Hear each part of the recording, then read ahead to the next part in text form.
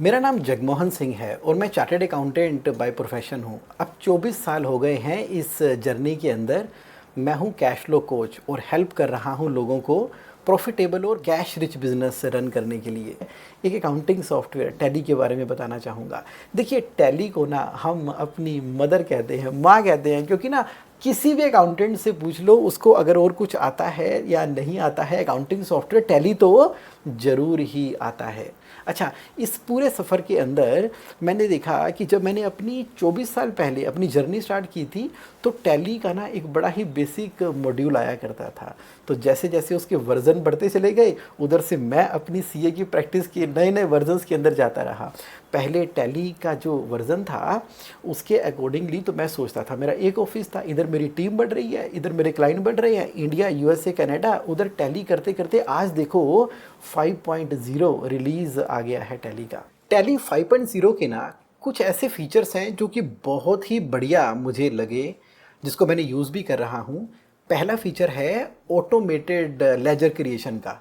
अब क्या है, जीएसटी नंबर को जैसे ही हमने उसके अंदर एंटर किया तो ऑटोमेटिकली उसने कंप्लीट डिटेल डाल के पूरा का पूरा लेजर अकाउंट ही टैली के अंदर क्रिएट कर देना है। अब यानी कि गलती होने के चांसेस ही नहीं है कि उसका एड्रेस क्या है, उसकी स्टेट कौन सी है, और जीएसटी नंबर से उसका नाम वगैरह सारी इन्फॉर्मेशन डाउनलोड हो गई। साथ के साथ ये है कि जो ऑलरेडी हमने नाम डाले हुए हैं उसको हम वैलिडेट भी कर सकते हैं। एक और फीचर बताता हूँ टैली 5.0 का, वो है आईटीसी इनपुट।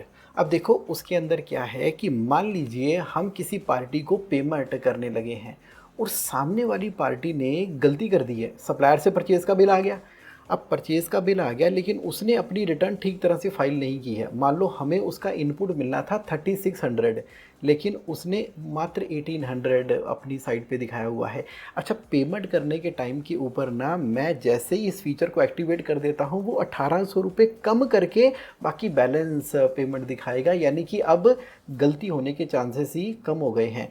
तो जो रिस्क हुआ कैसे, मैंने देखा टैली 5.0 ने जब डाटा को सिंक्रोनाइज़ किया, यानी कि गवर्नमेंट पोर्टल का डाटा अब मेरी टैली के अंदर आ चुका है, तो मुझे दिखाई दे रहा है कि मेरे पास कितना इनपुट दिखाई दे रहा है जो परचेज़ के बिल के हिसाब से है और साइड के हिसाब से कितना है। तो एक्स्ट्रा पेमेंट जाने के चांसेस ही ख़त्म हो गए हैं।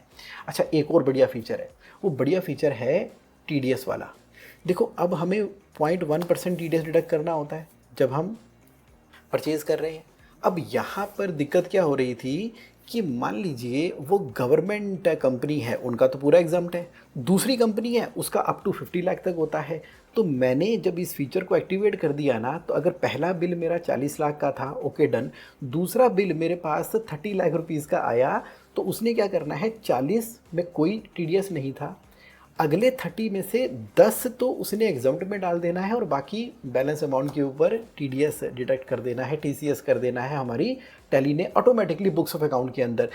मैंने उसकी कॉन्फ़िगरेशन में जाकर अगर गवर्नमेंट कंपनी स्पेसिफाई कर दिया है तो वो पूरा का पूरा एग्जाम्प्ट है, और किसी भी समय मैं अंदर जाके उसको देख सकता हूँ कि कितना एप्लीकेबल होना चाहिए था। अब वो जो सिरदर्दी थी ना, अलग से एक्सेल पे बनाओ, कैलकुलेट करो, जमा घटा करो, ये सारा का सारा काम टीडीएस ऑटोमेशन ने टैली के अंदर ही टेकअप कर लिया है। जो R1 फाइल करना है, अब R1 जो है आप इंक्रीमेंटल फाइल कर सकते हो, कितनी बार भी फाइल कर सकते हो। जैसे जैसे आप सेल इनवॉइस कर रहे हो तो टैली में काम किया, अपलोड का बटन दबाया, जितने अपलोडेड डॉक्यूमेंट हो चुके हैं वो दिखाएगा साइट पर, इतने अपलोड हो गए हैं, इतने पेंडिंग फॉर अपलोडेड है। और जो फाइनल R1 फाइनल करनी है वो भी हमने टैली से डायरेक्टली उसको फाइल कर देना है। तो R1 फाइल करना, 3B फाइल करना एकदम केक वॉक हो गया है 1 2 3 की तरह। मेरी ना बड़ी स्ट्रॉन्ग रिकमेंडेशन है, एक बार तो आपका भी इसको एक्सपीरियंस करना बनता है। एंड ज़रूर मुझे बताना कैसा लगा ये टैली 5.0 का फीचर।